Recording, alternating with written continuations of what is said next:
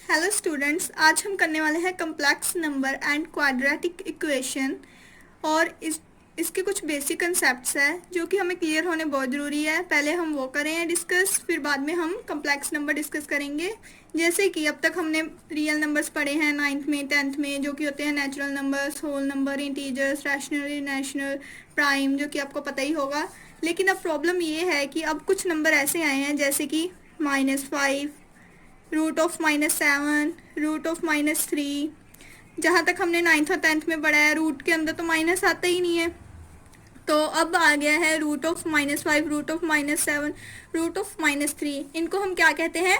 इनको हम कहते हैं इमेजिनरी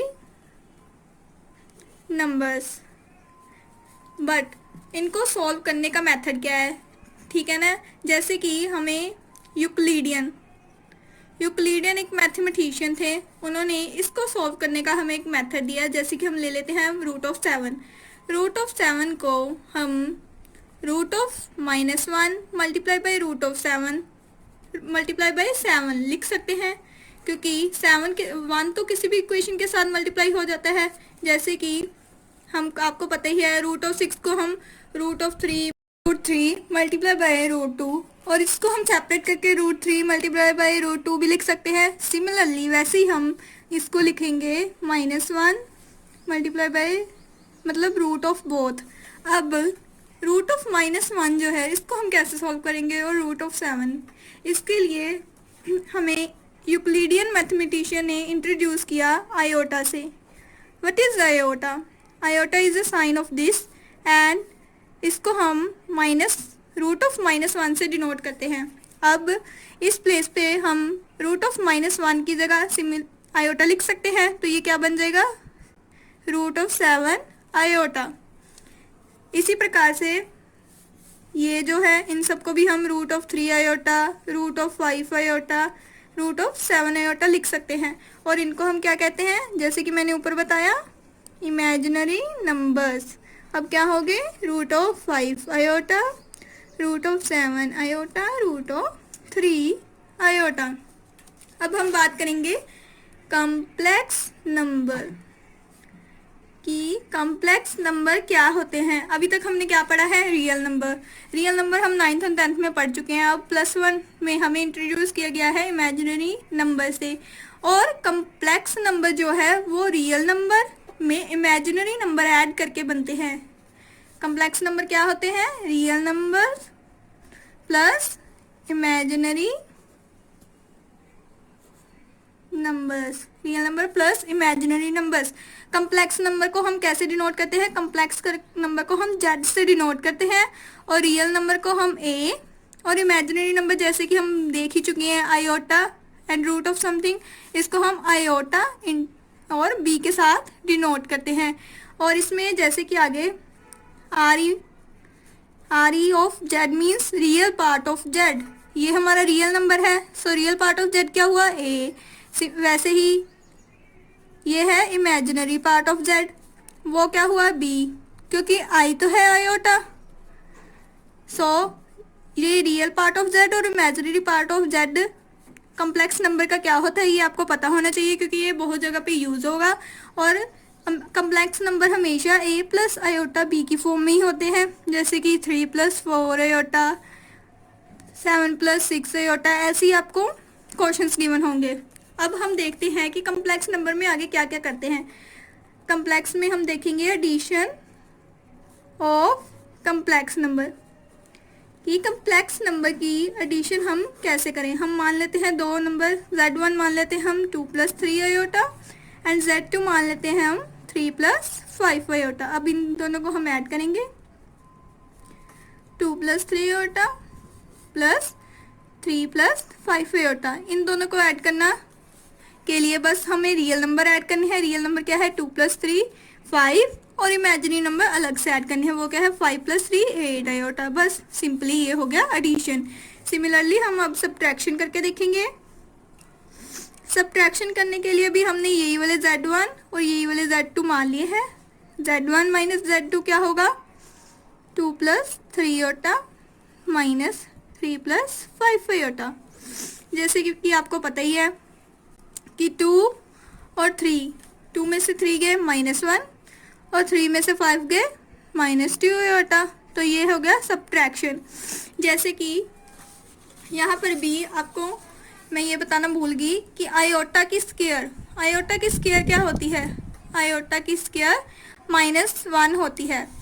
एज इट इज़ हम आयोटा को करके भी देख सकते हैं। आयोटा की स्क्वायर करेंगे तो -1 रूट की स्क्वायर हो जाएगी जो कि -1 बन जाएगी। सो इस तरह ये दो मेन फार्मूले हैं जो आपको ध्यान में रखने पड़ेंगे इस चैप्टर के लिए। सो इनको ध्यान में रखना। अब आगे हम करते हैं मल्टीप्लिकेशन ऑफ कम्प्लेक्स नंबर्स। ये भी हम Z1 multiply by Z2 same Z1 Z2 रख लेते हैं। 2 + 3 आयोटा मल्टीप्लाई बाय 3 + 5 आयोटा। जैसे कि आपको पता ही है हम 2 + x या 3 + y को कैसे मल्टीप्लाई करते हैं। फर्स्ट फंक्शन को फर्स्ट से, फिर फर्स्ट को सेकंड से। 2 × 3 = 6 2y और x को 3 से, x को y से, ऐसे करते हैं। ऐसे ही इसको करना है। 2 को पहले 3 से करेंगे, 2 × 3 = 6। अब 2 को हम 5 से करेंगे 10i, 3 को 3 से करेंगे 9i। अब 3i को आयोटा को जब हम 5 आयोटा से करेंगे तो क्या होगा? 3 × 5 15 एंड आयोटा इंटू आयोटा क्या बन गया? आयोटा की स्क्वायर। और अब इनको देखेंगे तो 6 + 19 आयोटा और 15 आयोटा की स्क्वायर बना। और आयोटा की स्क्वायर का फॉर्मूला अभी मैंने जैसे कि आपको बताया कि -1 होता है। ये आपको याद रखना है, ये बार बार यूज़ होगा।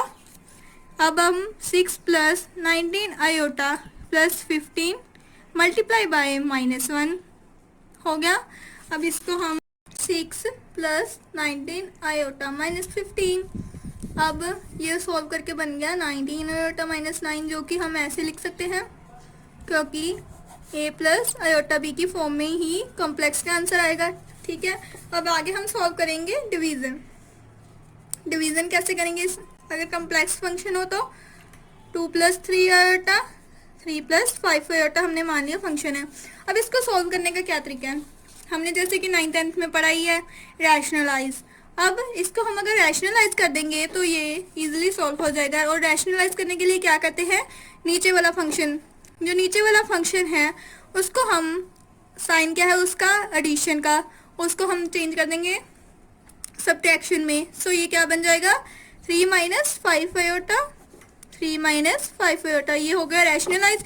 अब इसको मल्टीप्लाई करके ओपन अप कर लेंगे तो क्या बनेगा? 3 × 2 = 6 -3 5 × 2 = 10 आयोटा + 3 × 3 = 9 आयोटा -5 × 3 = 15 आयोटा दी स्क्वायर।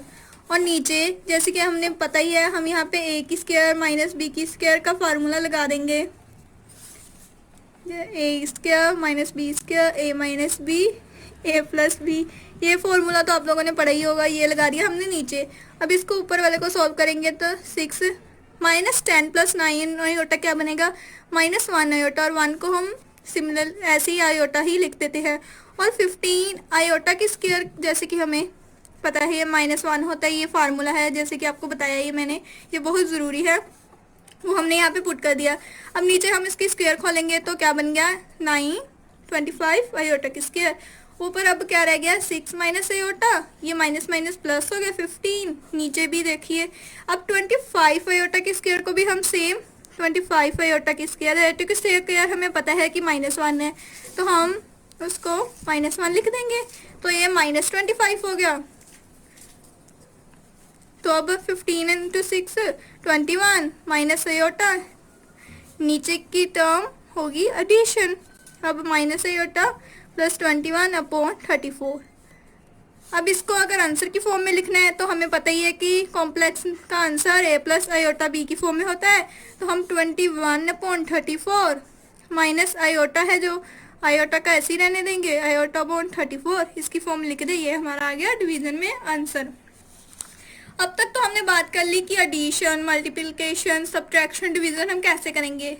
अब इसके आगे हमें आयोटा की स्क्वायर तक ही पता है कि आयोटा की स्क्वायर की वैल्यू -1 होती है, हमें यही तक पता है।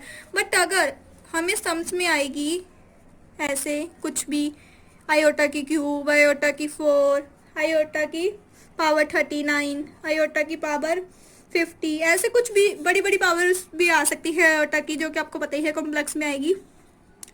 तो इनको कैसे सॉल्व करेंगे हम? इनको सॉल्व करने के लिए हम क्या करेंगे, आयोटा की क्यूब है उसको हम लिख सकते हैं आयोटा की स्क्वायर इंटू आयोटा। जैसे कि आपने पढ़ा ही होगा कि एक्स की क्यूब को अगर हम चाहें तो एक्स की स्क्वायर इंटू एक्स की फॉर्म में लिख सकता है। जैसे कि जैसे बेस इनका सेम है, अगर बेस सेम हो तो पावर्स ऐड हो जाती हैं। ये तो आपको पता ही होगा कि अगर बेस सेम हो तो पावर्स ऐड हो जाती हैं, तो ये फिर से क्या बन जाएगा, एक्स की क्यूब ही बन जाएगा। ऐसे ही अगर हमने एक्स की स्क्वायर इंटू एक्स की 3 को करेंगे तो ये क्या बन जाएगा, एक्स की पावर 5। इसी तरीके से हमने इसको लिख लिया एक्स आयोटा की स्क्वायर इंटू आयोटा।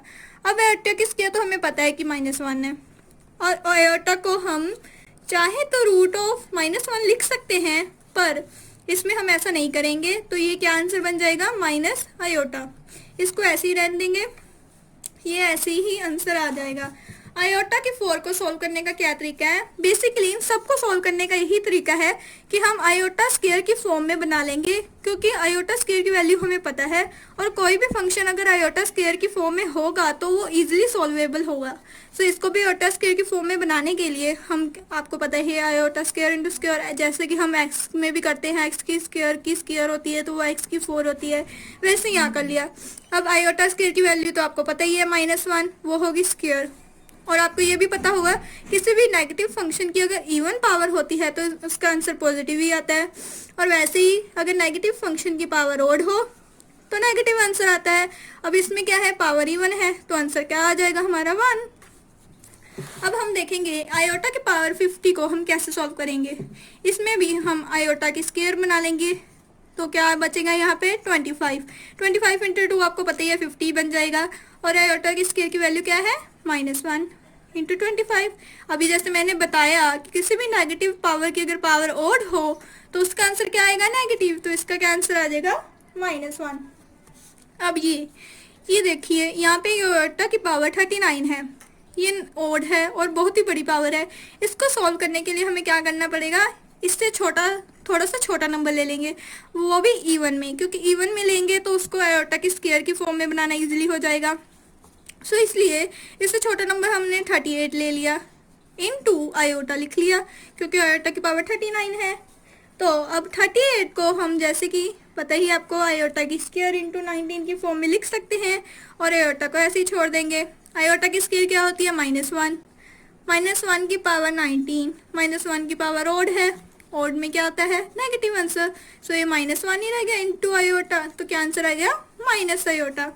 अब ऐसे ही हम आयोटा की पावर 61 है जो कि ओड में है, इसको भी सॉल्व कर सकते हैं। पहले इसको इवन में चेंज करेंगे, तो इवन में करने के लिए क्या करेंगे, इसको 2 भागों में तोड़ लेंगे, जैसे आयोटा की 60 आयोटा इंटू आयोटा।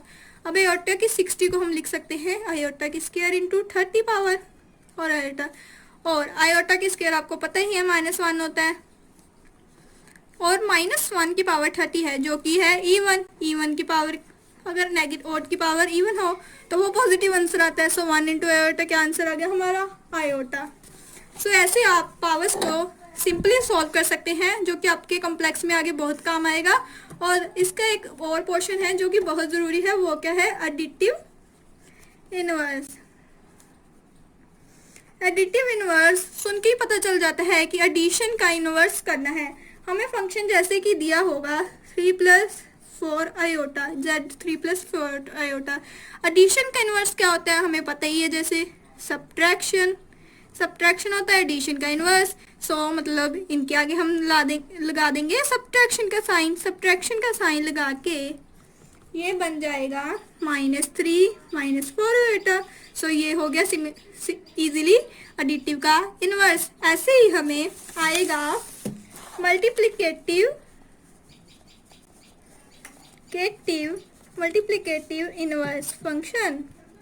ये बहुत ज़रूरी है मल्टीप्लिकेटिव में भी। जैसे कोई फंक्शन दिया है 2+3 आयोटा, और मल्टीप्लिकेटिव का इनवर्स क्या होगा, डिवाइड। सो इसको हम डिवाइड की फॉर्म में लिख लेंगे, जो कि बन जाएगा 1/2 प्लस 3 आयोटा। पर हमारा जो भी आंसर है, मैंने जैसे कि आपको बताया, a प्लस आयोटा b की फॉर्म में आता है, तो ये तो 1 बन गया ना। तो इसको सॉल्व करने के लिए हम फिर से क्या मेथड यूज करेंगे, रैशनलाइज। रैशनलाइज मैंने आपको बताया है कि नीचे वाले फंक्शन का जो साइन होता है उसके उल्ट साइन, ऑपोजिट साइन लेते हैं हम।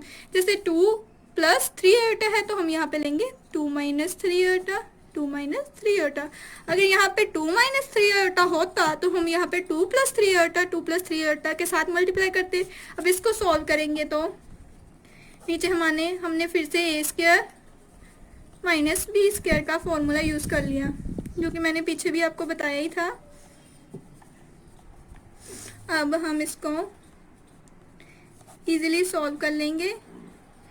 9 आयोटा के स्क्वायर को भी आयोटा के स्क्वायर, अब तो आपको पता चल ही गया होगा, -1 होता है, तो उसको हम -9 लिखेंगे। तो 4 माइनस 9 क्या हो गया, 4 प्लस 9, जो कि बन गया हमारा 13। और इसको a प्लस आयोटा के b की फॉर्म में लिखने के लिए सिंपली बस आपको ऐसे कर देना है, तो ये आ गया आंसर हमारा। सो गाइस, अगर आपने यहाँ तक वीडियो देखी है तो प्लीज़ चैनल को सब्सक्राइब कीजिए और वीडियो को लाइक ज़रूर कीजिएगा। और अगर आपको कोई भी डाउट्स हुए तो आप मुझे कमेंट सेक्शन में बता सकते हैं।